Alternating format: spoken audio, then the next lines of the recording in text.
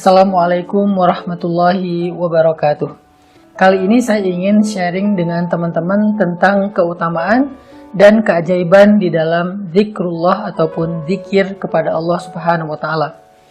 Allah Subhanahu wa taala berfirman di dalam Al-Qur'an.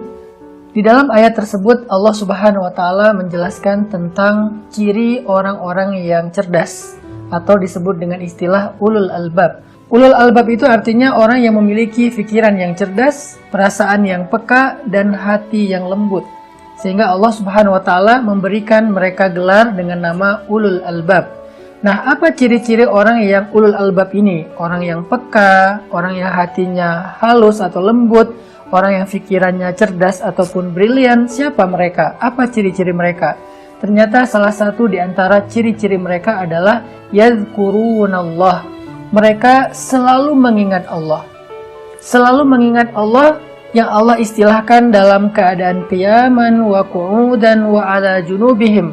Dalam keadaan mereka berdiri, dalam keadaan mereka duduk, dan dalam keadaan mereka berbaring. Ini adalah sebuah ilustrasi bahwa mereka mengingat Allah itu bukan hanya ketika sholat, tetapi mereka mengingat Allah dalam kehidupan mereka. Apapun kondisi yang sedang mereka jalani, mereka selalu mengingat Allah, dan itulah ciri orang yang cerdas. Nabi SAW mengatakan perumpamaan orang mukmin yang berzikir kepada Allah Subhanahu wa taala itu adalah seperti perumpamaan orang yang hidup.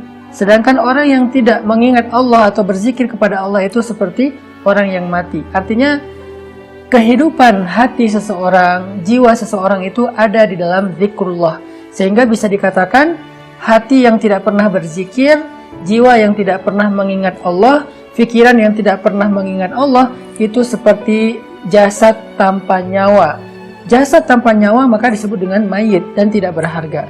Inilah diantara banyak sekali dalil-dalil tentang keutamaan zikir. Nah, bagaimana cara kita berzikir kepada Allah Subhanahu wa taala agar kita termasuk ulul albab, agar kita dianggap sebagai orang yang hidup, agar kita diumpamakan seperti syajaratun thayyibah, pohon yang berkah, agar kita diistilahkan dengan buah jeruk yang harum dan manis dan juga sehat. Bagaimana cara kita berzikir kepada Allah Subhanahu wa taala? Yang pertama adalah berzikir kepada Allah dengan lisan.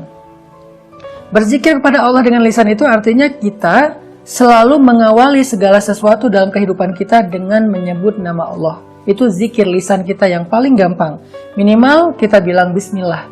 Dalam aktivitas apapun, selama aktivitas itu adalah sesuatu yang baik dan sesuatu yang mubah, maka kita awali dengan bismillah. Bahkan sesuatu yang mubah itu artinya tidak berpahala, tidak berdosa. Kayak kita lagi olahraga, kita lagi makan, kita lagi tidur, itu kan pekerjaan-pekerjaan atau aktivitas yang tidak berpahala tapi juga tidak berdosa.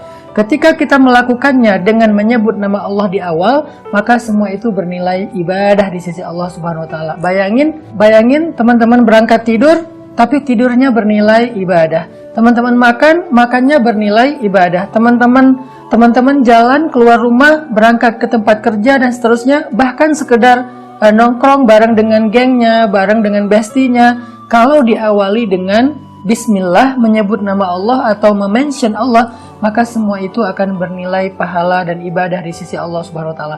Itulah kenapa zikir adalah sesuatu yang sangat berharga, dan zikir itu nggak terlalu sulit sebetulnya. Kalau kita memahami betapa banyak zikir-zikir yang ringan tetapi bernilai kebaikan yang sangat besar di sisi Allah Subhanahu wa taala, salah satunya adalah zikir dengan menyebut bismillah di awal setiap aktivitas kita. Kemudian kita juga bisa zikir lisan dengan cara menyebut nama Allah dalam hal-hal yang lain selain mengawali sebuah aktivitas. Misalnya ketika kita takjub melihat sesuatu, kita mengatakan Masya Allah, kita katakan Subhanallah. Ketika kita dalam keadaan lemah, kita bilang La haula wa la quwata illa billah.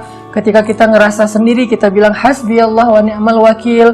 Ketika kita gelisah atau ketika kita merasa nggak nyaman, kita katakan A'udzubillahi minasyaitonirrajim. Banyak lagi kalimat-kalimat yang di dalamnya ada nama Allah, maka itu bermakna zikir. Dan kata Nabi, segala sesuatu yang di dalamnya ada nama Allah, maka Allah akan berikan keberkahan dan kebaikan. Ini adalah contoh-contoh dari zikir lisan. Nanti ada lagi zikir lisan yang ringan tetapi besar sekali pahalanya di sisi Allah. Kata Nabi, kalimatan khafifatan alal lisan, saqilatan fil mizan, habibatan ilar rahman. Ada dua kalimat yang diucapkan dengan lisan itu ringan banget, tetapi dia sangat berat timbangan kebaikan atau pahalanya di sisi Allah, dan juga sangat dicintai Allah kalimat ini. Apa dia? Subhanallah wa bihamdih, subhanallahil azim. Jadi teman-teman, sehari sekali aja subhanallah wa bihamdih, subhanallahil azim itu udah luar biasa, bisa memberatkan timbangan kebaikan kita dalam satu hari itu loh. Apalagi kalau teman-teman bisa mengatakannya lebih dari sekali. Teman-teman juga bisa zikir lisan setelah sholat, la ilaha illallah, kemudian subhanallah, alhamdulillah, Allahu akbar 33 kali, dibiasain after sholat. Ini semuanya adalah bentuk zikrullah yang bernilai kebaikannya luar biasa, dan juga bukan sekedar pahala kebaikan di akhirat, tetapi juga berbentuk keberkahan dan kebaikan dalam kehidupan kita di dunia. Yang kedua, setelah kita berzikir dengan lisan, ada juga varian zikir hati atau zikir qalbu. Gimana sih zikir hati ini? Allah Subhanahu wa taala berfirman, alladzina idza dzukirallah wajilat qulubuhum. Orang yang kalau ingat Allah, hati mereka jadi bergetar. Nah, ini hatinya yang bergetar, gimana cara kita berzikir dengan hati sampai hati kita bergetar? Zikir hati itu bukan sekedar kita ngucapin nama Allah, tetapi tiba-tiba kita ingat, oh kan ada Allah, oh kan saya udah ngelibatin Allah, ya udah deh serahin aja sama Allah. Nah, ketika kita ingat dengan pikiran kita, lalu ingatan itu kita masukkan ke dalam hati dalam bentuk belief, dalam bentuk yakin, dalam bentuk percaya, maka itu artinya kita sedang zikrullah dengan hati. Jadi bukan diucapin doang, tapi ingat gitu. Jadi hati itu connect dengan pikiran dan ingatan kita. Misalnya kita lagi berharap sesuatu, tetapi khawatir bisa nggak saya mendapatkan itu. Tiba-tiba ingat nih, tapi kan Allah Maha Kuasa. Ya udah deh, saya percaya aja sama Allah, selama itu baik pasti Allah akan berikan untuk saya. Itu namanya zikir hati. Atau ketika kita sedang dapat musibah, tiba-tiba kita ingat Allah, Allah pasti mau menggantinya dengan yang lebih baik dari ini kalau saya sabar dan saya ridho. Itu namanya zikir hati. Ketika kita mau berbuat dosa, tiba-tiba ingat Allah, jadi mengurungkan niat kita untuk berbuat dosa, jadi nggak berbuat dosa lagi, maka itu adalah zikir hati. Orang yang kalau hatinya berzikir diawali dengan mengingat Allah, maka insya Allah hatinya akan menjadi tenang. Allah Subhanahu wa taala berfirman, ala bidzikrillahi tatmainnul qulub. Bukankah dengan mengingat Allah hati menjadi tenang? Jadi zikir hati itu artinya kita ingat Allah, bahwa Allah Maha Kuasa, Allah Maha Baik, Allah Maha Kaya, Allah Maha nggak tega, Allah Maha Pengasih, Allah Maha Penyayang, Allah Maha Penerima Taubat. Segala kebaikan Allah kita ingat sesuai dengan konteks masalah yang sedang kita hadapi. Lalu kemudian kita belajar yakin dengan kebaikan Allah itu, insya Allah terasa di dalam hati kita dalam bentuk tuma'ninatul qalb, tenang hatinya. Maka itu berarti kita sudah berzikrullah dengan hati itu.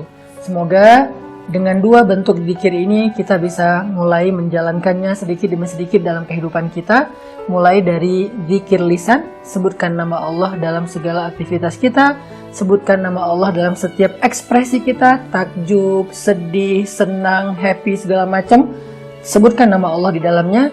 Kemudian yang kedua adalah zikir hati dan pikiran, dengan cara kita ingat-ingat nih kebesaran Allah, kebaikan Allah, kemudian belajar yakin dengan semua kebaikan Allah itu sehingga terasa hati kita menjadi tenang. Dengan demikian insya Allah kita udah punya sebuah amalan riyadhah yang menjadi modal kebahagiaan kita di dunia bahkan di akhirat. Barakallahu fikum.